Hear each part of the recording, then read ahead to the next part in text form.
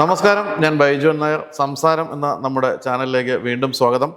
നമ്മൾ കഴിഞ്ഞ എപ്പിസോഡിൽ മജീഷ്യൻ സാമ്രാജിൻ്റെ കുറേ വിശേഷങ്ങൾ കേട്ടു. 45 വർഷത്തിലധികമായി നമ്മളെല്ലാവരെയും മാജിക്കിലൂടെ രസിപ്പിക്കുന്ന ആളാണ്. ലോകവ്യാപകമായിട്ടായാലും ഇന്ത്യയിലായാലും ഇഷ്ടംപോലെ വേദികൾ, ആയിരക്കണക്കിന് വേദികളിൽ ആൾക്കാരെ അത്ഭുത പരതന്ത്രനാക്കിയ ആളാണ്. അപ്പോൾ അദ്ദേഹത്തിൻ്റെ കൂടുതൽ വിശേഷങ്ങളാണ് നമ്മൾ ഇതിന് കേൾക്കാൻ പോകുന്നത്. ശരിക്കും മാജിക്കിൽ ചെയ്തതിൽ ഏറ്റവും റിസ്ക്കുള്ള മാജിക് ഏതായിരുന്നു? അങ്ങനെയൊന്നും പറയാൻ പറ്റില്ല. ഓരോന്നിനും ഓരോ രീതിയിലുള്ള മാജിക്കുകൾ. ഒരു റിസ്ക്കും ഇല്ല എന്ന് വിചാരിച്ച് കഴിഞ്ഞാൽ റിസ്ക് ആയിട്ടുണ്ട്. എവിടെല്ലാം മരണപ്പെട്ടിട്ടുണ്ട്. എൻ്റെ അങ്ങനെ ഒരു ബുക്ക് ഇറങ്ങാൻ പോകുന്നുണ്ട്. മാജിക്കിൽ തെറ്റുകൾക്ക് സ്ഥാനമില്ല.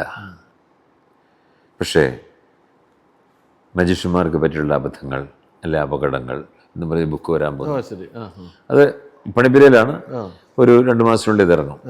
ഈ ഫയർ എസ്കേപ്പ് ഒക്കെയാണ് ഏറ്റവും കൂടുതൽ അപകടം എന്നാണ് ഞങ്ങൾക്കൊക്കെ തോന്നിയിരിക്കുന്നത് കാണുമ്പോൾ. അത് അങ്ങനെ തന്നെയാണോ? അത് ഞാനിതൊക്കെ അവതരിപ്പിച്ചിട്ടുണ്ട്. ഇതെല്ലാം കാൽക്കുലേഷൻസ് ആണ്. ഒരു ഫ്രാക്ഷൻ ഓഫ് സെക്കൻഡ്സ് നടക്കുന്ന കാര്യങ്ങളാണ്. അബദ്ധങ്ങൾ എത്ര കണക്കൂട്ടിയാലും അബദ്ധങ്ങൾ. ഇതിൽ ഫയർ എസ്കേപ്പ് ചെയ്ത് കുറഞ്ഞൊരു 10-15 പേർക്ക് അപകടം പറ്റിയിട്ടുണ്ട് കേരളത്തിൽ. അതൊക്കെ എൻ്റെ ബുക്കിനകത്ത് വരാൻ മരിച്ചിട്ടുണ്ട്. ഒരാളും മരിച്ചിട്ടുണ്ട്, പന്തളത്ത് വെച്ച് മരിച്ചിട്ടുണ്ട്. മനസ്സിലായി? ഇനിയും വേണ്ട. ഞാൻ പുത്തിരിക്കണ്ടം മൈതാനത്ത് ഒരു പ്രോഗ്രാം അവതരിപ്പിച്ചു. അതിൻ്റെ പേര് ദി ഗ്രേവ് യാർഡല്ല, എന്താണ്, bomb blast, the great bomb blast escape എന്ന ഒരു ഐറ്റമാണ്. അതിൻ്റെ പ്രത്യേകത എന്ന് വെച്ചാൽ വലിയൊരു സിനിമ സെറ്റിനെ വെല്ലുന്ന രീതിയിലുള്ള ഭയങ്കര സെറ്റ് അവിടെ ഇട്ടു. കണ്ട ബിൽഡിങ്ങാണ്. ഈ ബിൽഡിങ്ങിൻ്റെ അടിയിൽ ഒരു കാറ് പാർക്ക് ചെയ്തിട്ടുണ്ട്. ഒരു കാറ്. ഈ കാറിൽ മജീഷ്യൻ സാമ്രാജിനെ അപ്പുറത്തൊരു സ്റ്റേജിൽ ചങ്ങലൊക്കെ ഇട്ട് പൂട്ടി കെട്ടുന്നു. ദേഹവാസനം വരിഞ്ഞുറുക്കി കെട്ടി സ്ട്രക്ചറിൽ ആൾക്കാരെല്ലാം എടുത്തുകൊണ്ട് വരികയാണ്. എടുത്തുകൊണ്ട് വരുമ്പോൾ എൻ്റെ ഭാര്യ മേരിയെ ഈ ബോംബ് കൊട്ടാരം എന്നതിന് പേരിട്ടിരിക്കുന്നത്. ആ ബോംബ് കൊട്ടാരത്തിൻ്റെ മുന്നിലൊരു പില്ലറിൽ കൊണ്ടുവന്നിട്ട് കൈ ലോക്ക് ചെയ്തിട്ട് വിലങ്ങ് വെച്ച് വിടുക. വിലങ്ങ് വെച്ച ആരാണ്? ശോഭന ജോർജ്. അന്നത്തെ MLA ആയിരുന്നു. ശോഭന ജോർജാണ് ലോക്ക് ചെയ്യുന്നത്. ക്യാപ്റ്റൻ രാജുവും പിന്നെ അതുപോലെ പല കലാകാരന്മാരും, എല്ലാവരും ഞാൻ പറയുന്നില്ല, ഇവരുടെ സാന്നിധ്യത്തിലാണ് എന്നെ ചങ്ങലക്കിട്ട് പൂട്ടിക്കിട്ടുന്നത്. എന്നെ കൊണ്ടുപോയി നേരെ കൊണ്ടുവന്നിട്ട് ഈ കാറിലിട്ട് സീൽ ചെയ്യും. വലിയ കാറിൽ സീൽ ചെയ്യുന്നു. സീൽ ചെയ്ത് അതും എത്രയോ ലെങ്തി ഭയങ്കര ചങ്ങലയിട്ട് സീൽ ചെയ്ത് അതിൻ്റെ എല്ലാം കീ എല്ലാം അവരുടെ വെക്കുന്നു. അപ്പം എന്നിട്ട് അങ്ങ് അവർ സ്റ്റേജുണ്ട്. ക്യാപ്റ്റൻ രാജുവും പാർട്ടിയും, അത് മാർ ബെസിലിയോസ് തിരുമേനിയൊക്കെ ഉണ്ട് തിരുവനന്തപുരത്തെ. തിരുമേനിയും എല്ലാം നിൽക്കുന്നതാണ്. അവർ നിൽക്കുന്ന ആ സ്റ്റേജിൻ്റെ അവിടുന്ന് അവർ ക്യാപ്റ്റൻ രാജു ഇതിന് തീ കൊടുക്കുന്നു. പടക്കത്തിന് തീ കൊടുക്കുക. പടക്കമില്ലാത്തൊരു ജീവിതം എനിക്ക് ചിന്തിക്കാൻ അതെൻ്റെ ബ്ലഡിനകത്തുണ്ടെന്നുള്ളതാണ്. ഓക്കെ. അവിടുന്ന് അങ്ങോട്ട് മാലപ്പടക്കത്തിന് തീ കൊടുക്കുക. ഇങ്ങനെ കത്തി വന്നു. അത് പിന്നെ 2 ഇതായി സ്പ്ലിറ്റായി, പിന്നെ 5ആയി, 10ആയി, 25ആയി, 30. ബോംബ് കൊട്ടാരത്തിൻ്റെ അവിടെ വരുമ്പോൾ ഒരു 50ഓളം മാലകളായി മാറുകയാണ്.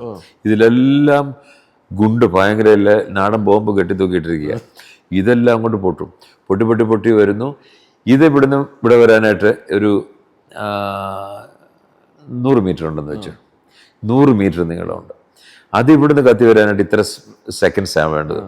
അതിന് മുമ്പ് അവിടെ പടക്കം പൊട്ടിച്ച് തുടങ്ങുമ്പോൾ ഞാൻ ഇവിടുന്ന് ചങ്ങലെ എല്ലാം രക്ഷപ്പെട്ട് തന്നെ ഈ കാറിൽ നിന്ന് രക്ഷപ്പെട്ട്, കാറിൽ ലോക്ക് ചെയ്തിരുന്നു, രക്ഷപ്പെട്ട് വെളിയിൽ വന്ന് എൻ്റെ ഭാര്യയെ രക്ഷപ്പെടുത്തി ഞങ്ങൾ വെളിയിൽ വരണം. ഇതാണ്.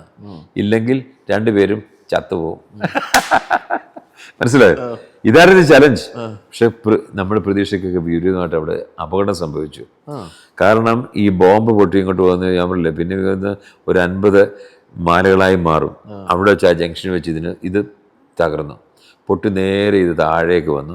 എൻ്റെ ഭാര്യ നിൽക്കുന്നിടത്തോട്ടായി വന്ന് വീണത്. അവിടെ മുഴുക്കി നാടൻ ബോംബിൾ വലിയ ഗുണ്ടും ഇതിനവിടെ പൊട്ടി ഭയങ്കര. പക്ഷേ നിമിഷ നേരം കൊണ്ട് ഇദ്ദേഹം രക്ഷപ്പെട്ടു. എങ്ങനെ? എൻ്റെ വൈഫിനെ ഏതെങ്കിലും രീതിയിൽ എനിക്ക് രക്ഷപ്പെടാൻ, ഞാൻ റിസ്ക്കാണിത്, ഞാൻ രക്ഷപ്പെട്ടു വന്ന് ഇദ്ദേഹം രക്ഷപ്പെടുത്തന്നെ. ഏതെങ്കിലും രീതിയിൽ സാമ്രാജ്യം രക്ഷപ്പെടാൻ പറ്റിയില്ല എങ്കിൽ നീ സ്വന്തമായിട്ട് രക്ഷപ്പെട്ട് നിന്റെ കാര്യം നീ നോക്കിക്കോണം എന്ന് ഞാൻ പറഞ്ഞിരുന്നു. അതിന് ആ ചങ്ങലയിൽ നിന്ന് വിലങ്ങിൽ നിന്ന് രക്ഷപ്പെടുന്ന വിദ്യയൊക്കെ ഞാൻ പഠിപ്പിച്ചിരുന്നു. പുള്ളിക്കാരി ഇതെല്ലാം കൂടെ കണ്ടു കഴിഞ്ഞ് ഈ ബഹളവും പുകയും വീട് കണ്ട് പുള്ളിക്കാരി പെട്ടെന്ന് അതെല്ലാം ഊരി ഞാൻ വെളിയിൽ, എന്നിട്ട് ഞാൻ വെളി വന്നു, പക്ഷെ താമസിച്ചതേ ഉള്ളൂ. വെളി വന്നു കഴിഞ്ഞപ്പോഴത്തേക്ക് ഇദ്ദേഹം വെളി മാറി നിൽക്കുക. എന്നിട്ട് ഞാൻ ബുക്ക് എടുത്ത് കൊണ്ടുപോയി എന്തായാലും ഞങ്ങൾ രക്ഷപ്പെട്ടു. ഇതൊരായിട്ട്, കാരണം നമ്മുടെ എക്സ്പെക്ട് ദി അൺഎക്സ്പെക്റ്റഡ്. മാജിക്കിൽ അങ്ങനെയാണ്, നമ്മൾ പലതും പ്രതീക്ഷിക്കുന്ന പോലെ അല്ല സംഭവിക്കുന്നത്. അങ്ങനെ ഒത്തിരിയും അപകടങ്ങൾ സംഭവിച്ചിട്ടുണ്ട്. അപ്പോൾ ഇങ്ങനെ ഒരാൾ മരിച്ച സാഹചര്യത്തിലൊക്കെ, ഈ ഫയർ എസ്കേപ്പിൽ ഒരാൾ മരിച്ച സാഹചര്യത്തിലൊക്കെ വീട്ടിൽ എങ്ങനെയാണ്? ഇപ്പം നമ്മൾ ഫയർ എസ്കേപ്പിന് പോകുമ്പോഴത്തേക്കും വീട്ടുകാർക്കൊരു ടെൻഷനും പ്രശ്നങ്ങളൊക്കെ ഇല്ലേ? എന്തൊക്കെ പറഞ്ഞാലും എൻ്റെ വീട്ടിലോ, ഞാൻ ഫയർ എസ്കേപ്പ് ഒന്നേ ചെയ്തിട്ടുള്ളൂ. പിന്നെ ഗ്രേവിയാർഡ് എസ്കേപ്പ് എറണാകുളത്ത് ഞാൻ ചെയ്തിട്ടുണ്ട്. എന്നെ കുഴിച്ചിട്ട് മൂടി കുഴിച്ചിട്ട് അതിനകത്ത് മൂളിച്ച് ബോംബ് വെച്ച് പൊട്ടിച്ച്, ബോംബ് കൊട്ടാരം വെച്ച്, ഈ അപ്പം ചിരിക്കുന്നത് എനിക്കറിയാം, ബോംബ് എന്ന് പറയുന്നത്. അപ്പോൾ അതങ്ങനെ അവിടെ ചെയ്തിട്ടുണ്ട്. പിന്നെ നെഹ്റു ട്രോഫി വള്ളംകളിക്കാണ് ഫയർ എസ്കേപ്പ് ചെയ്തിട്ടുള്ളത്. പിന്നെ ട്രിവാൻഡ്രത്ത് ഈ എന്തുവാണ് ഈ പറഞ്ഞ കാര്യം, ബോംബ് ബ്ലാസ്റ്റ് എസ്കേപ്പ്. പിന്നെ ഇത് തന്നെ നോർത്ത് ഇന്ത്യയിലൊക്കെ ഞാൻ ചെയ്തിട്ടുണ്ട്. പക്ഷെ എന്ത് ചെയ്യാനാ, എന്തോ എനിക്ക് എന്തെങ്കിലുമൊക്കെ പ്രത്യേകത ആര് ചെയ്യാത്ത ചെയ്യണമെന്നൊരു ഒരു ഒരു തോന്നല്, ഒരു ഇതാണ് എനിക്ക്. അതാണ് എന്നെ ഇത് വളർത്തിയതും. അല്ലാതെ എല്ലാവരും ചെയ്യുന്ന പോലെ എന്തെങ്കിലും കാണിച്ചിട്ട് കാര്യമില്ല. സ്റ്റേജിൽ തന്നെ ആണെങ്കിലും ഇതുപോലെ റിസ്ക് ഇനങ്ങൾ ഒത്തിരി ഉണ്ട്, നിരവധിയുണ്ട്. അതുകൊണ്ടാണ് ഈ ചെറിയ സമയം കൊണ്ട് ഞാൻ മുൻനിരയിലേക്ക് സാമ്രാജ്യം എന്നൊരു വ്യക്തി വന്നത്. അപ്പോൾ ഇതിന് തുടക്കം തൊട്ട് തന്നെ ഭാര്യ കൂടെ ഇല്ലേ? അന്ന് മുതലുണ്ട്. എല്ലാ മാജിക്കും അറിയാമോ? എല്ലാം അറിയാം, മിക്കവാറും എല്ലാം അറിയാം. എന്നാൽ ഒരു കാര്യം ചെയ്യാമോ എന്ന് ചോദിച്ചു കഴിഞ്ഞാൽ അറിയത്തില്ല, ചെയ്യാൻ പറ്റില്ല. ഇതാണ് പ്രശ്നം. മക്കൾ രണ്ടാമക്കളാണ്, രണ്ടുപേരും മാജിക്കിലേക്ക് വന്നില്ല. ഇല്ലില്ല. അതെന്തായിരിക്കും? അത് എന്നാൽ മ്യൂസിക്, ജോജി എന്ന് പറഞ്ഞ മൂത്ത ആളുണ്ട്. എൻ്റെ പലരും പറയുന്നുണ്ട് എൻ്റെ പ്രോഗ്രാമിൻ്റെ മ്യൂസിക്കൊക്കെ അതിഗംഭീരമാണെന്നൊക്കെ. അതിന് കാരണം ജോജിക്ക് ആ ടാലൻ്റാണ് ദൈവം കൊടുത്തിരിക്കുന്നത്, അല്ല മാജിക് അല്ല. പിന്നെ ഇവർക്ക് ആർക്കും അങ്ങനെ പറ്റില്ല. പലരും മജീഷ്യന്മാരൊക്കെ അവരുടെ മക്കളെ ഇത് പഠിപ്പിക്കണം അവർ എന്നൊക്കെ പറഞ്ഞ് പലരെയും പഠിപ്പിച്ചു കൊണ്ടിരുന്നു. പക്ഷെ അവരാരും മജീഷ്യൻസ് ആകുന്നില്ല, ആകാൻ പറ്റില്ല. കാരണം ഇൻബോൺ ടാലൻ്റ് ഉണ്ടെങ്കിൽ മാത്രമേ ഒരു മജീഷ്യനാകാൻ സാധിക്കുന്നുള്ളൂ. അതൊരു സത്യമാണ്. ഇപ്പം ഇന്ത്യക്ക് സ്വന്തമായിട്ടുള്ള ചില മാജിക്കുകൾ ഞാൻ കേട്ട് അറിഞ്ഞതൊക്കെ മറ്റേ ഗ്രേറ്റ് ഇന്ത്യൻ റോപ്പ് ട്രിക്ക് അത് ഞാൻ ചെയ്തിട്ടുള്ള. പിന്നെ ഒരു മാവ് വളർത്തിക്കൊണ്ട് മാംഗോ ട്രീ പ്രൊഡക്ഷൻ, ഇതൊക്കെ ശരിക്കും ഇന്ത്യയിൽ തന്നെ ഉണ്ടായ മാജിക്കുകളാണോ? ഇന്ത്യ നമ്മുടെ ആയിട്ട് ഇതായിട്ടുള്ളതാണ്. അതുപോലെ മാംഗോ ട്രീ പ്രൊഡക്ഷൻ, അതെല്ലാം ഇന്ത്യയുടെ തന്നെയാണ്. അതൊക്കെ വെളിയിലൊക്കെ ഭയങ്കര പ്രാചീനം. ഇപ്പം നമ്മൾ അമേരിക്കയിലൊക്കെ അവർ ഇങ്ങോട്ട് ചോദിക്കുന്നുണ്ട്, ഈ രണ്ട് കാര്യങ്ങളൊക്കെ ചോദിക്കാറുണ്ട്.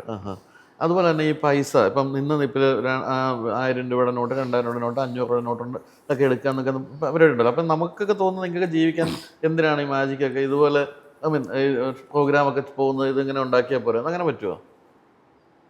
അല്ലെങ്കിൽ എനിക്കിവിടെ പോകുമ്പോൾ ഇവിടുത്തെ ഈ സ്റ്റുഡിയോയുടെ പൈസ കൊടുക്കണേ, അപ്പം അങ്ങനെ എന്തെങ്കിലും തന്നിട്ട് പോകാൻ പറ്റുമോ? എങ്ങനെയാണ്? ഞാൻ നേരത്തെ പറഞ്ഞു ഇതൊക്കെ ഒരു ഇല്യൂഷൻ ആണെന്ന് ചിന്തിച്ചാൽ മതി. ഇത് റിയാലിറ്റിയിൽ നമ്മളിതൊന്നും ചെയ്യത്തില്ല. അതാണ് ഇപ്പം ഒരു ഞങ്ങളുടെ മജീഷ്യന്മാരുടെ ഒരു ഗ്രൂപ്പിൽ തന്നെ ഒരു കാർട്ടൂൺ പ്രചരിച്ചിട്ടുണ്ട്. ഒന്ന്, മജീഷ്യൻ സ്റ്റേജിൽ നിന്നിട്ട് ഈ ആയിരക്കണക്കിന് ലക്ഷക്കണക്കിന് രൂപകൾ ഇങ്ങനെ സൃഷ്ടിച്ച് ലാസ്റ്റ് പ്രോഗ്രാം കഴിയുന്ന നമസ്തേ പറഞ്ഞു പോകും. വീട്ടിൽ ചെന്നിട്ട് ഈ കാണിക്ക വഞ്ചിയില്ലേ, വഞ്ചി എന്തോ ഈ പൈസ ഇങ്ങനെ പോയി വീട്ടു ചെലവിന് ഈ ഈർക്കിലെടുത്തിട്ട് ഇങ്ങനെ ഓരോരോ പൈസ എടുക്കുക. അതുപോലെ സ്റ്റേജിൽ പുലിയൊക്കെ പിടിച്ച് പ്രൊഡ്യൂസ് ചെയ്യുക, അപ്രത്യക്ഷമാക്കുക, ഇതെല്ലാം ചെയ്തത്. പക്ഷെ വീട്ടിൽ ചെന്ന് കഴിയുമ്പോൾ ഒരു പാറ്റയെ കണ്ടു കഴിഞ്ഞാൽ ഓടും. ഇതാണ്, അത് റിയാലിറ്റിയും ഇത് തമ്മിലുള്ള വ്യത്യാസമുണ്ട്. അപ്പോൾ ഇടയ്ക്ക് ഞാൻ വായിച്ചത് ഒരു ട്രെയിനിനെ എന്താണ് ഇല്ലാതാക്കി കളഞ്ഞു. അതായത് എന്തായാലും പറയുന്നത് ട്രെയിൻ വാനിഷിംഗ് ആക്ട് അല്ലേ? അതുപോലെ തന്നെ പണ്ട് ഇദ്ദേഹം നമ്മുടെ David Copperfield statue of liberty അങ്ങനെ പ്രതിഷ്ഠാക്കിയായിട്ട് കേട്ടിട്ടുണ്ട്. ഇതൊക്കെ എങ്ങനെയാണ് ഇത് പറ്റുന്നത്? ശരിക്കും പറഞ്ഞാൽ അതൊക്കെ ഭയങ്കര സംഭവമാണ്. എനിക്കൊന്നും ഒരു തരത്തിലും പിടികിട്ടുന്നില്ല. എങ്ങനെ ഒരു ട്രെയിൻ എഞ്ചിൻ പൂർണ്ണമായിട്ടും അല്ലേ? അതിനെല്ലാം ഉത്തരം ഞാൻ പറയുന്നത് ഇത് മാജിക് അല്ല, ഇതിനെ ഇല്യൂഷൻസ് ആയിട്ട് കണ്ടാൽ മതി. എന്തായാലും അത് സത്യത്തിൽ സംഭവിക്കുന്നില്ല, നിങ്ങളുടെ മനസ്സിലാണ് അത് സംഭവിക്കുന്നത്. ഇപ്പം തന്നെ ഈ ട്രെയിൻ വാനിഷിംഗ് ആക്ട് ഒരെണ്ണം ഞാൻ ഇവിടെ ചെയ്തിട്ടുണ്ട്, ടാഗോർ തിയേറ്ററിൽ ചെയ്തിട്ടുണ്ട്. പറയട്ടെ, അത് വർഷങ്ങൾക്ക് മുമ്പാണ്. പ്രസ് ക്ലബ്ബ്, ട്രിവാൻഡ്രം പ്രസ് ക്ലബ്ബാണ് ഇത് സ്പോൺസർ. അവർ ആഭിമുഖ്യത്തിലാണ് നടത്തിയത്. ഒരു ട്രെയിൻ എഞ്ചിൻ സ്റ്റേജിൽ ടാഗോർ തിയേറ്ററിൽ കൊണ്ടുവെക്കുന്നു. അത് ജനം നോക്കും, കർട്ടൻ മാറുമ്പോഴത്തേക്ക് എഞ്ചിനാണ്. ഓ, ഞാൻ പറയും, അനൗൺസ് ചെയ്യുന്നു, നോക്കൂ എല്ലാവരും ശ്രദ്ധയെ ഈ ട്രെയിൻ എഞ്ചിൻ്റെ മധ്യഭാഗത്ത് ഞാൻ സാധനം ക്ഷണിക്കുന്നു. നോക്ക്, റെഡി 1 1 1 2 2 3 എന്ന് പറയുകയും ഓരോ വെടി, അവിടെ വെടിയിൽ ഒരു പൊട്ടലും പുകയും പൂത്തിരിയും എല്ലാം കൂടെ അങ്ങോട്ട് വന്നു കഴിഞ്ഞ് അപ്പോഴത്തേക്ക് ഒരു ഇത് വാനിഷായി, പെട്ടെന്ന് ട്രെയിൻ വാനിഷ് ചെയ്തു. അപ്പോഴത്തേക്കാണ് അത് മാറിയിട്ട് ടേൺ ടു ഒരു ജയൻറ്റ് എലിഫൻറ്റ്. അത് ജീവനുള്ള എലിഫൻ്റാണ് വരുന്നത്. ഇങ്ങോട്ട് വരികയാണ്. ഫ്രണ്ടിൽ എത്രയോ VIPs ഇരിക്കുന്നു. നമ്മുടെ സ്പീക്കർ അന്നത്തെ വിജയകുമാർ, അദ്ദേഹമൊക്കെ ഫ്രണ്ടിലിരിക്കുകയാണ്. ഈ ആന ഇങ്ങോട്ട് ചിഹ്നം വിളിച്ചുകൊണ്ട് ഇങ്ങോട്ട് വരുന്ന ആകെ ബഹളം. നേരെ വന്നിട്ട് സ്റ്റേജിൻ്റെ ഫ്രണ്ടിൽ ലൈറ്റ് പിറ്റുണ്ട്, കണ്ടിട്ടുണ്ടല്ലോ, കുഴിയാ നമ്മുടെ ടെക്നീഷ്യൻസൊക്കെ ഇരിക്കുന്ന സ്ഥലമാണ്. ഈ ആന ഇങ്ങോട്ട് വന്ന് കാലെടുത്ത് അങ്ങോട്ട് വെക്കും. ഇതെല്ലാം അവിടെ കണ്ട് എനിക്ക് മനസ്സിലായി, ഇതെല്ലാം അവിടെ അങ്ങോട്ട് മറിഞ്ഞു വീഴുന്നത്. ഞാൻ ഫ്രണ്ടിൽ ഞങ്ങൾ 4-5 പേര് ടെക്നീഷ്യൻസ് ഇരിക്കുക, മറിഞ്ഞു വീഴും. ഈ ആനയ്ക്ക് എന്ത് ചെയ്യണമെന്ന് അറിയത്തില്ല, ആകെ ബഹളമായി. ആന പേടിച്ചു പോയത്. ഇതിനെ തിരിച്ചുകൊണ്ട് ഞാൻ എന്ത് ചെയ്യാൻ, ഞാൻ കൊമ്പേ കയറി ഞാൻ പിടിച്ചോളുക. അപ്പം വിചാരിക്കും ഞാൻ എൻ്റെ വീട്ടിലെ അന്നുമല്ല, അതൊന്നും ഞാൻ പറയില്ല. ഇത് കൊമ്പേ തൂങ്ങി ഞാൻ. എന്നിട്ട് എന്ത് ചെയ്യാനാ? ഈ സമയത്ത് പിന്നെ ആന വരണ്ട അങ്ങോട്ട് പോകുന്ന അതിനെന്ത് ചെയ്യാൻ പറ്റില്ല. ഭയങ്കര ബഹളമെല്ലാണ്. റിയൽ കൈലി എടുത്തുകൊണ്ടൊരു ആനക്കാരൻ അവിടെ പ്രത്യക്ഷപ്പെട്ടു.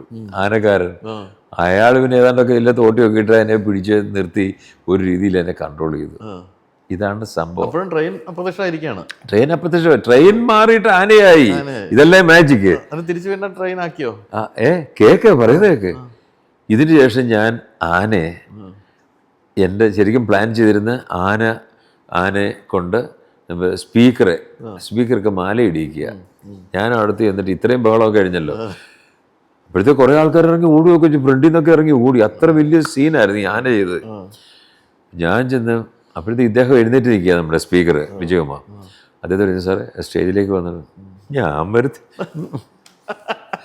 നല്ല സാറേ വന്നപ്പോൾ ഞാൻ പിടിച്ച് ഇവിടെ കൊണ്ടുവന്ന് പിന്നെ ആന മാലയൊക്കെ ഇട്ടു, അദ്ദേഹത്തെ ഇട്ട് വലിയ കൈകൾ.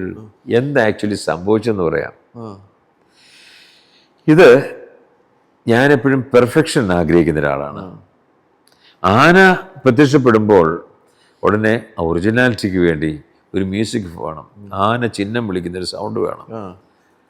ഇതാണ് ഞാനിപ്പോൾ ഇവിടുന്ന് ചിഹ്നം വിളിക്കുന്നത്. ആന ചിഹ്നം വിളിക്കത്തില്ലല്ലോ അവിടെ വെച്ച്, വിളിച്ചില്ലെങ്കിൽ എന്ത് ചെയ്യും? അപ്പം അതിൻ്റെ ഒറിജിനാലിറ്റി അല്ല ഫീൽ ചെയ്യാനായിട്ട് ചിഹ്നം വിളിപ്പിച്ചു. എങ്ങനെ? ഈ ഗജകേസരി യോഗം എന്ന് പറയുന്ന സിനിമയുണ്ട്, അതിനകത്ത് ആനച്ചന്തം മേരച്ചന്തം എന്ന് പറയാൻ അങ്ങനെ ഒരു പാട്ടുണ്ടല്ലോ, ഇന്നസെൻ്റ് പാടുന്ന പാട്ടാണ്. ഇതിൽ ഈ ആന ചിഹ്നം വിളിക്കുന്ന സൗണ്ട് ഇടയ്ക്കിടയ്ക്ക് കൊടുക്കുന്നുണ്ട്. ഞാനാരാ മോൻ, ഞാനത് പോയി അത് കോപ്പി ചെയ്ത് ഇതിനകത്ത് കൊണ്ടിട്ടു. ഇതിലിട്ടിട്ട് ആന പ്രത്യക്ഷപ്പെടുകയും വെടി പൊട്ടുകയും ഇതങ്ങോട്ട് വെച്ചു. ആന ഇത് കേട്ടാ വരേണ്ടത്. ആന വിചാരിച്ച് ഇത് വേണ്ട സാമ്പിളറിലോ കണ്ട് സെറ്റ് ചെയ്തിരിക്കുന്ന ഒരു സൗണ്ടായിരുന്നത്. ആനയാന്ന് നമ്മളൊക്കെ പറയുക. പക്ഷെ ബാക്കിൽ നിന്ന് ആന വിചാരിച്ചു ബാക്കിൽ നിന്ന് വേറെ വല്ല ആന കുത്താൻ വരുവാന്നോ എന്ന് ചോദിച്ചാൽ ആന വിരുണ്ടുപോയതാ സംഭവം. ഇങ്ങനെയാണ് സംഭവിച്ചത്. പിന്നെ അതിനുശേഷം ആന ബാക്ക്ഗ്രൗണ്ടിൽ കൊണ്ടുപോയി ട്രെയിനാക്കി മാറ്റിയോ? അതുമില്ല, അത് അങ്ങനെ ആരെങ്കിലും ചെയ്യുമോ? ആന ലക്ഷങ്ങൾ വില പിടിപ്പുള്ള സംഭവമല്ല ആന. ഇപ്പം എന്നിട്ട് ഉടനെ തന്നെ കട്ടനിട്ടു. നമ്മൾ പിന്നെ സാംസ്കാരിക സമ്മേളനം തുടങ്ങി. ഈ സമയത്ത് കുറെ ബിരുദന്മാർ ഈ ആനയെ കാണാനെന്ന് പറഞ്ഞ് പുറയിൽ വന്നു. പക്ഷെ അവരാരും പിന്നെ ആനയെ കണ്ടിട്ടില്ല. അത് എൻ്റെ ഒരു മാജിക്കാണ്. അത് ആന വാനിഷായി പോയി. ആനയും ഇല്ല, ട്രെയിനും ഇല്ല, ആനയും ഇല്ല, ഒന്നുമില്ല, എല്ലാം വാനിഷായി പോയി. അതും ഒരു മാജിക്. ഇതിനെപ്പറ്റി കൂടുതൽ ചോദ്യങ്ങളൊന്നും ചോദിക്കരുത്. Vigaland Green Heights is indeed a game-changing luxury apartment in Kochi. Biophilic, ultra sporty, ultra luxury and really tall, 28 floors.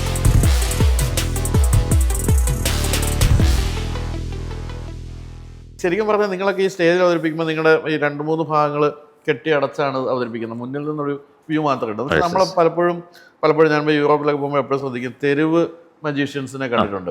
അവർക്ക് ഇത്തരത്തിലുള്ള യാതൊരു ഇതിലും മറയില്ലാതെ നിൽക്കുന്നു, അവരുടെ ചുറ്റും ആൾക്കാർ നിന്നിട്ടാണ് ഇവർ അവതരിപ്പിക്കുന്ന പല സംഭവങ്ങളും. അപ്പൊ അത് കൂടുതൽ റിസ്കി അല്ലേ? കൂടുതൽ ഇവർ റിസ്കിന്റെ പ്രശ്നമില്ല. അവർ ചെറുപ്പത്തിൽ മുതൽ പ്രാക്ടീസ് ചെയ്യുന്നതാണ്. അതൊരു സ്റ്റൈലാണ്, അത് സ്ട്രീറ്റ് മാജിക് ആണ്. അതാണ് സ്ട്രീറ്റ് മാജിക് എന്ന് പറയുന്നത്. അവരെയാണ് നമ്മൾ അംഗീകരിക്കേണ്ടത്. ഞാൻ അവരെ അംഗീകരിക്കുന്നു. ഞാൻ ഒരിക്കലും അങ്ങനെ സ്ട്രീറ്റ് മജീഷ്യൻ പഠിച്ചാൽ ചെയ്യാമായിരിക്കും, എന്നാലും ഞാനതാകാൻ ആഗ്രഹിക്കുന്നത് അതിനൊത്തിരിയും പ്രാക്ടീസും അവന് ഇതെല്ലാം വേണം എന്നുള്ളതാണ്. ലോകത്തിൽ ഏറ്റവും കൂടുതൽ ആദരിക്കുന്ന മജീഷ്യൻ ആരാ? ഞാനോ? മജീഷ്യനിലാണ്. മജീഷ്യനില്ല, ഡേവിഡ് കോപ്പർഫീൽഡ് തന്നെയാണ്. ഞാൻ കണ്ടിട്ടുണ്ട്. ഞാൻ 3 പ്രാവശ്യം അവിടെ പോയി അദ്ദേഹത്തിൻ്റെ പ്രോഗ്രാം കണ്ടിട്ടുണ്ട്. പിന്നെ നിരവധി ആൾക്കാരുണ്ട് അതേപോലുള്ള. ശരി. ഇപ്പോഴത്തെ ഒരവസ്ഥയിൽ ഈ എന്താ പറയുന്നത്, നമ്മളിപ്പം പുതിയ ഈ യൂട്യൂബ് ഇതെല്ലാം വന്നു കഴിഞ്ഞപ്പോഴത്തേക്കും മാജിക്കിൻ്റെ വില കുറഞ്ഞോ? അതായത് നിങ്ങൾക്ക് പ്രോഗ്രാമുകൾ കുറഞ്ഞോ? സത്യത്തിൽ അത് കാലത്തിനൊരു മാറ്റമാണ്. മാജിക്ക് ഒരു കാലത്ത് ഇപ്പം ഞാൻ പറഞ്ഞൊരു 30 വർഷങ്ങൾക്ക് മുമ്പൊക്കെ എന്ന് ഞാൻ ഭയങ്കര, എനിക്ക് ഒരു ദിവസം പോലും അവധിയില്ലാതെ ഞാൻ പ്രോഗ്രാം ചെയ്തിട്ടുണ്ട്. എന്നും ഒരു ക്രിസ്മസോ ഈസ്റ്ററോ വന്നു കഴിഞ്ഞാൽ, എനിക്ക് അല്ല ഓണോ വന്നു കഴിഞ്ഞാൽ, നമ്മുടെ ടീമുകൾ ഞാൻ അറിയാതെ പോയി അമ്പലത്തിൽ കൊണ്ട് ഈ വഴിപാട് നേരുന്ന സമയമുണ്ട്, ദൈവമേ പ്രോഗ്രാം കിട്ടില്ലേ എന്ന്.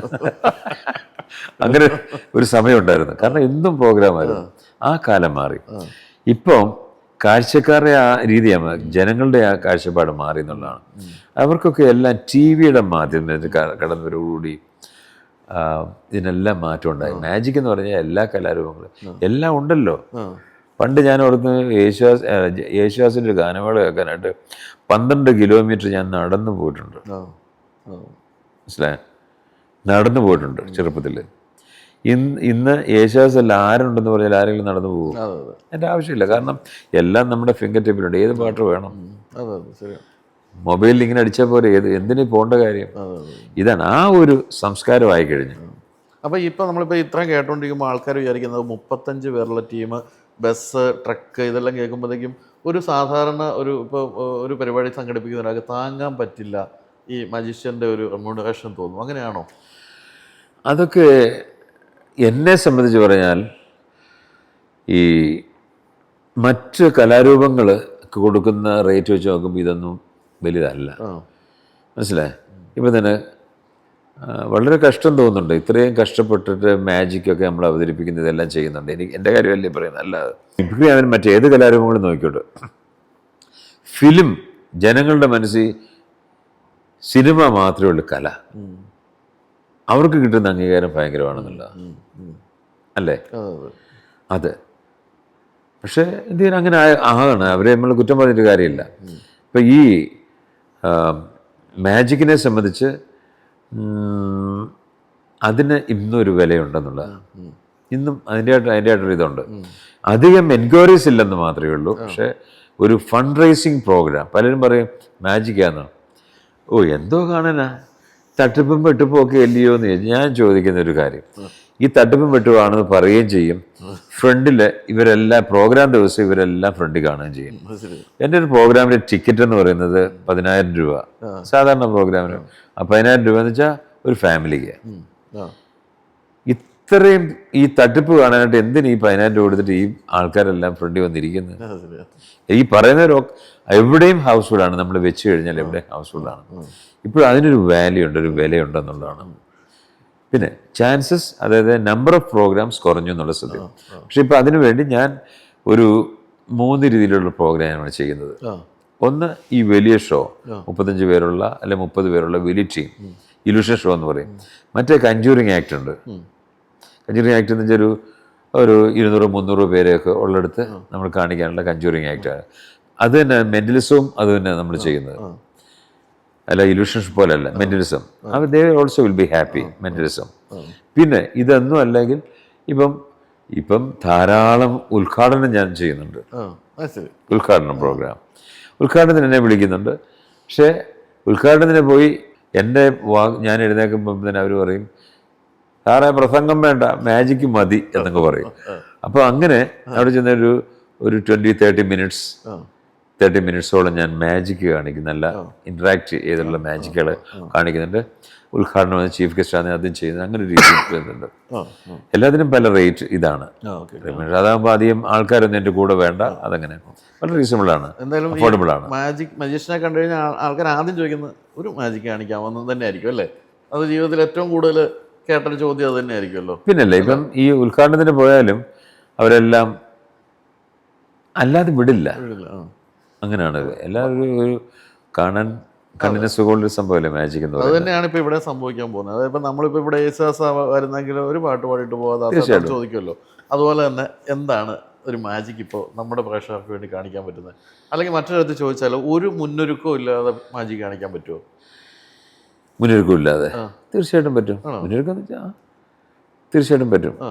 എന്നാൽ ഒരു എന്തെങ്കിലും ഒരു ചെറിയ കണ്ണിന് സുഖമുള്ളൊരു കാര്യം ഞാൻ കാണിച്ചോട്ടെ. ഒരു സിമ്പിൾ ആയിട്ട് മലയാളി എന്നുള്ള നിലയ്ക്ക് ഞാനത് പൊളിക്കാൻ നോക്കും, അടുത്തിരുന്ന് കണ്ടുകൊണ്ട് പൊളിക്കാൻ നോക്കട്ടെ. ബൈജു, ഇപ്പം ഞാനൊന്നും അറിഞ്ഞിരുന്നു ഇവിടെ ഈ ഒരു സെറ്റപ്പോ അല്ല ഇങ്ങനെ വേണ്ടി വരുമെന്നുള്ളത്. അപ്പം ഒന്ന്, ഞാൻ ഈ ചെയ്യുന്ന ഐറ്റംസ് ഒക്കെ വലിയ ഐറ്റംസ് ആണ്, ഇലൂഷൻ ഷോ ആണ് ചെയ്യുന്നത്. അപ്പം ഞാൻ ഇപ്പം ഒരു വീട്ടിലോട്ട് കയറി ചെല്ലുന്നു, അപ്പം പറയുന്നു, അയ്യോ സാമ്രാട്ട് സാറ് വന്നു, എൻ്റെ കുഞ്ഞുങ്ങളെ ഒരു മാജിക് കാണിക്കാമോ എന്ന് ചോദിക്കുമ്പോഴത്തേക്ക് ഞാൻ പറയും, സോറി എനിക്ക് ആ വലിയ പെട്ടി കൊണ്ടുവരാൻ പറ്റിയില്ല, അല്ലെ വാൾ കൊണ്ടുവരാൻ പറ്റിയില്ല, കാരണം ഇങ്ങനെ പറയാൻ പാടില്ല. ഒരു യഥാർത്ഥ കലാകാരൻ ഉള്ള സൗകര്യത്തിൽ ഇങ്ങനെ ഒരു റിക്വസ്റ്റ് ഉണ്ടെങ്കിൽ ഉള്ള സൗകര്യത്തിൽ പറ്റാവുന്ന രീതിയിലുള്ള ചെറിയൊരു പ്രോഗ്രാം അതിന് ചെയ്യണം. എന്നെ അപ്രത്യക്ഷമാക്കാൻ അങ്ങനെയല്ലാണോ? അയ്യോ ഒന്നുമില്ല. ഇപ്പം ബൈജുവിൻ്റെ ആഗ്രഹത്തെ മാനിച്ച് ഒരു ചെറിയൊരു ഐറ്റം. ഓക്കെ, ബൈജു ഒരു കാര്യം ചെയ്യും. നിങ്ങൾ ഇന്ന് വരെ ഈ ഒരു ഇൻ്റർവ്യൂവിൽ കണ്ണാടി ഇല്ലായിരുന്നിട്ടില്ലല്ലോ? ഉണ്ടോ? കണ്ണാടി എന്തൊരു ഇതിൻ്റെ പോലെ നല്ല ജീവിതത്തിൽ ഒരു സമയത്ത് ഈ കണ്ണാടി ഇത് സംഭവം ഒരു വാല്യുബിൾ സംഭവമാണിത്. നോക്കണം,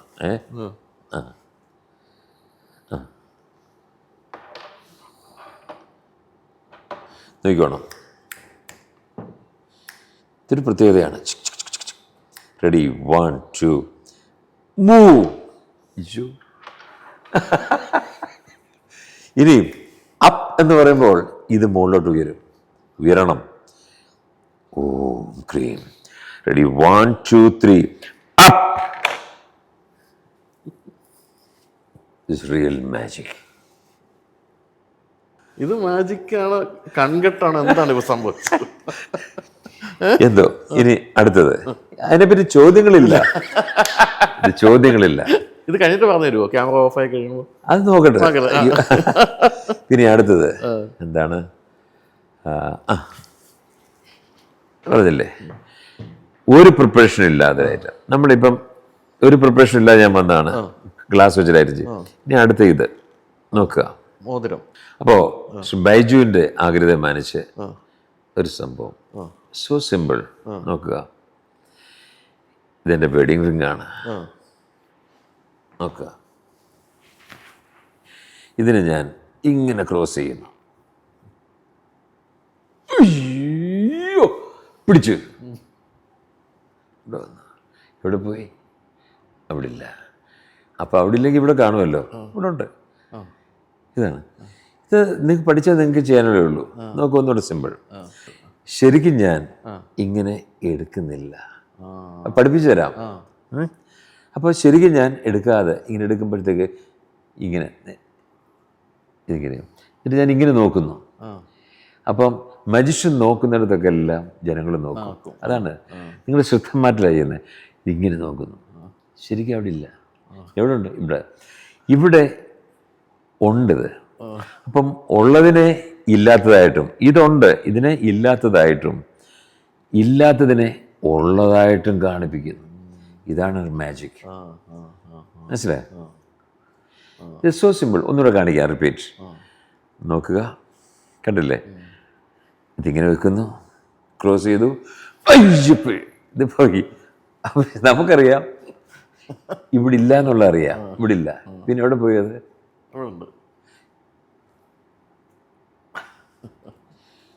അവിടെ ഇല്ല. ഇതാണ് മാജിക്. അതാണ് മാജിക്. അതെന്നോട് ചോദിക്കരുത് എങ്ങനെയാണുള്ളത്. എന്തായാലും വേഗം തിരിച്ചു കൊണ്ടുവന്നു. കല്യാണം that is it, that is real നിങ്ങൾ മാജിക്. പോയി കഴിയുമ്പോൾ നിങ്ങൾ തപ്പിയെടുക്കണേ, മോതിരം ഉണ്ട് കേട്ടോ, സ്വർണ്ണമോതിരം കളയരുത്. വേറെ ഈ രണ്ടിൽ ഏതെങ്കിലും ഒരെണ്ണം ഇട്ടോളൂ. അപ്പൊ ഇനി എന്തായാലും ഈ മോതിരം ഇങ്ങനെ അപ്രത്യക്ഷമാക്കുന്ന മാജിക് കേരളത്തിൽ ഒരു സ്ഥലത്തും നിങ്ങൾക്ക് കാണിച്ച് വിജയിപ്പിക്കാൻ പറ്റില്ല. എൻ്റെ രഹസ്യം നമ്മൾ മനസ്സിലാക്കി കഴിഞ്ഞു അല്ലേ? പക്ഷെ എന്നാലും അവസാനം ഇപ്പോഴും ദുരൂഹത ബാക്കി നിൽക്കുകയാണ്. മോതിരം കാണുന്നില്ല എന്തായാലും അവസാനമായപ്പോ. അപ്പൊ അല്ല, മോതിരം ഉണ്ടെന്നേ നോക്കിയേ. അത് അല്പസമയം കഴിയുമ്പോൾ അങ്ങനെയൊക്കെ വരും. ശരി, അതിനെപ്പറ്റി ചിന്തിക്കേണ്ടതേ. അത് കിട്ടും. അപ്പൊ എന്തായാലും ഈ മക്കൾ എന്തായാലും ഈ രംഗത്തേക്ക് വന്നില്ല. പക്ഷെ ഇഷ്ടംപോലെ ആൾക്കാർ ഇത് പഠിക്കണമെന്ന്, ഇതൊരു പ്രൊഫഷൻ ആക്കണമെന്ന് ആഗ്രഹിക്കുന്നുണ്ടാവും. അങ്ങനെയുള്ളവർക്ക് വേണ്ടി ഒരു മാജിക് പഠിപ്പിക്കുന്ന ഒരു സ്ഥാപനം തുടങ്ങരുത്. ഇത്രയും എക്സ്പീരിയൻസ്, അതായത് 45 വർഷത്തെ എക്സ്പീരിയൻസ്, ആയിരക്കണക്കിന് സ്റ്റേജിൽ അവതരിപ്പിച്ച എക്സ്പീരിയൻസ് എല്ലാം ഇല്ലേ? Okay, good question, good question. എൻ്റെ 45 ഇയേഴ്സ് എക്സ്പീരിയൻസിൽ പലരും ഒരു പ്രോഗ്രാം കഴിയുമ്പോൾ അപ്പം തന്നെ ആൾക്കാർ വന്ന് പറയും, സാറേ എനിക്കൊരു മാജിക് പഠിക്കണം. അല്ലേ പേരൻസ് വന്ന് പറയും, എൻ്റെ കുഞ്ഞ് ഭയങ്കര മിടുക്കിയ, അല്ലെ മിടുക്കന, അവനൊന്ന് മാജിക് പഠിപ്പിക്കാമോ? അപ്പം ഞാൻ പറയും, ഒരു കാര്യം ചെയ്യേ, 2 ആഴ്ച കഴിഞ്ഞിട്ട് ഇന്ന ദിവസം വരാൻ പറയും. അവർ വരാറില്ല. മീൻസ് അത്രമാത്രമേ ആഗ്രഹമുള്ളൂ ഇവർക്ക്. ഇതിലെ ആ ഒരു മാജിക്കിൻ്റെ ആ ഒരു മിസ്റ്ററി കണ്ടുകൊണ്ട് അവർ വരുന്നത് മാത്രമേ ഉള്ളൂ. Not only that, they don't അതൊരു ഒരു പ്രൊഫഷനാക്കാൻ ഇവരാരും ആഗ്രഹിക്കുന്നില്ല. ചുമ്മാ എല്ലാവരും കൂടി ഇരിക്കുമ്പോൾ ഒന്ന് ആളാകാൻ വേണ്ടിയുള്ള ചില ആണോ, അവർക്ക് ഈ കാണുമ്പോൾ അതിന് മിസ്റ്ററി കാണുമ്പോൾ അത് കൊള്ളാം എന്നുള്ള, അതിനപ്പുറം അവിടെ വെച്ച് തീർന്നു.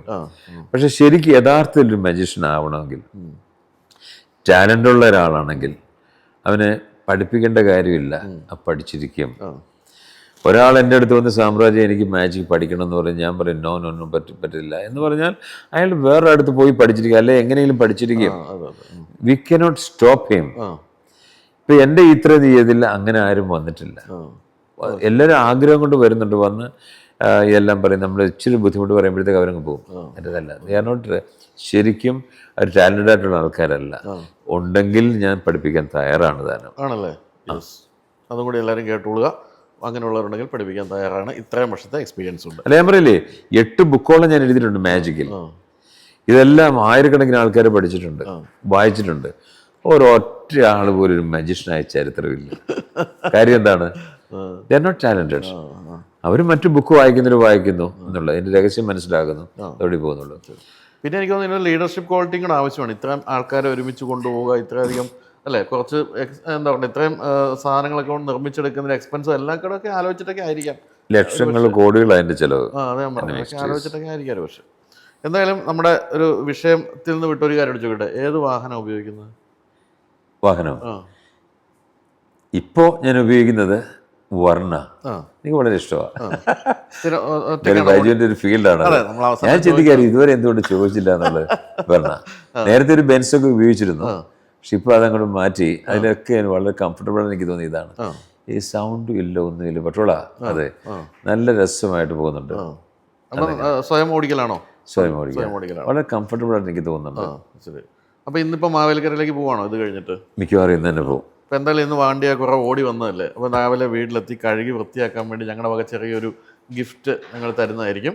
സന്തോഷം. അങ്ങനെയുണ്ട്, വലിയ സംഭവമൊന്നുമല്ല, എങ്കിലും ഒരു വാഹനമായിട്ട് ബന്ധപ്പെട്ട ഒരു ഗിഫ്റ്റ് പോകുന്നതിന് മുമ്പ്. ഓക്കെ, സന്തോഷം.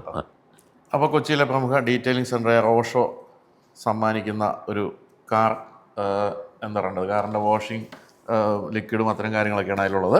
അപ്പോൾ അത് വാഹനം വൃത്തിയായിട്ട് കൊണ്ടുപോകണം. അതിൽ മാജിക് ഒന്നും ചെയ്തിട്ട് കാര്യമില്ല, വണ്ടി കഴുകി തന്നെ സൂക്ഷിക്കേണ്ടി വരും അല്ലേ? തീർച്ചയായിട്ടും. അതോ കഴുകി അത് ഇല്യൂഷൻ ഒന്നും അല്ല, ശരിക്കും റിയാലിറ്റിയാണ്. അതുപോലെ നമ്മുടെ മുഖ്യ സ്പോൺസറായ വീഗാലാൻഡ് ഡെവലപ്പേഴ്സിൻ്റെ ഒരു ചെറിയ ഗിഫ്റ്റും കൂടി ഉണ്ട്. സന്തോഷമുണ്ട്. അപ്പോൾ ഇതൊക്കെ ഒന്നും മാജിക്കല്ല, ഇതൊക്കെ ഒറിജിനൽ കേട്ടോ, എല്ലാ സാധനവും. അപ്പോൾ എന്തായാലും താങ്ക് യു സോ മച്ച്. വളരെ സന്തോഷം. നമ്മളൊക്കെ ചെറുപ്പകാലം തൊട്ട് കണ്ട് ആസ്വദിച്ചിരുന്ന മാജിക്കിൻ്റെ പിന്നിലുള്ള ആളിനെ പരിചയപ്പെടാനും ഇത്ര നേരം സംസാരിക്കാൻ സാധിച്ചതിൽ നന്ദി. Thank you. സന്തോഷം.